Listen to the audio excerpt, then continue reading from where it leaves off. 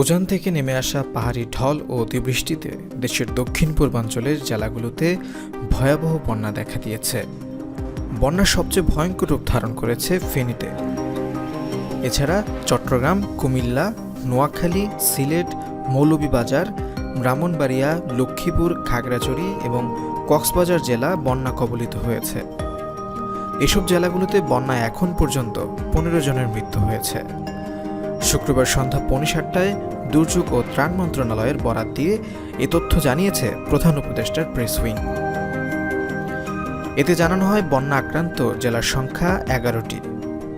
ফেনী, কুমিল্লা, চট্টগ্রাম, খাগড়াছড়ি, নোয়াখালী, মৌলভীবাজার, হবিগঞ্জ, ব্রাহ্মণবাড়িয়া, সিলেট, লক্ষ্মীপুর ও কক্সবাজার। এর মধ্যে 77 উপজেলা বন্যা প্লাবিত এবং ক্ষতিগ্রস্ত ইউনিয়নের সংখ্যা 589টি। 11 জেলায় মোট 9,46,769 পরিবার পানিবন্দী হয়ে পড়েছে। ক্ষতিগ্রস্ত লোকের সংখ্যা 48,69,299 জন। এর মধ্যে মারা গেছেন 15 জন, পুরুষ 13 জন, নারী 2 জন। মারা যাওয়ার মধ্যে কুমিল্লায় 4 জন, ফেনীতে 1 জন, চট্টগ্রামে 4 জন, নোয়াখালীতে 1 জন, ব্রাহ্মণবাড়িয়াতে 1 জন, লক্ষ্মীপুরে 1 জন এবং কক্সবাজারে 3 জন রয়েছেন।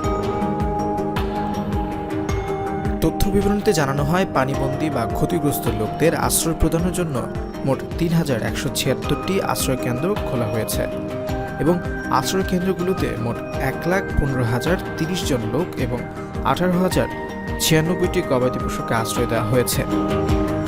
11 জেলার ক্ষতিগ্রস্তদের চিকিৎসা সেবা প্রদানের জন্য মোট 639টি মেডিকেল টিম চালু রয়েছে।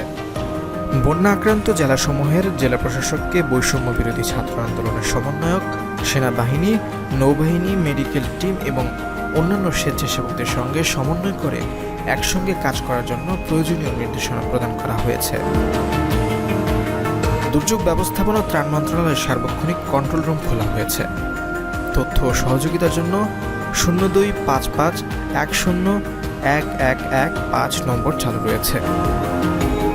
ফেনী, নোয়াখালী, চট্টগ্রাম, ব্রাহ্মণবাড়িয়া, কুমিল্লা, হবিগঞ্জ ও লক্ষ্মীপুর জেলার বন্যা উপদ্রুত এলাকায় সেনাবাহিনী, নৌবাহিনী, কোস্টগার্ড ও বিজিবি জেলা প্রশাসনের সঙ্গে সমন্বয় করে উদ্ধার কাজে নিয়োজিত রয়েছে।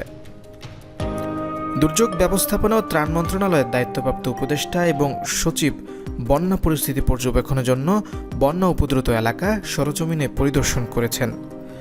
উপদেষ্টা এখনও উপদ্রুত এলাকায় অবস্থান করছেন। শ্রম, কর্মসংস্থান এবং যুব ও ক্রীড়া উপদেষ্টা আসিফ মাহমুদ সজীব ভুঁইয়া বর্তমানে উপদ্রুত এলাকায় অবস্থান করছেন।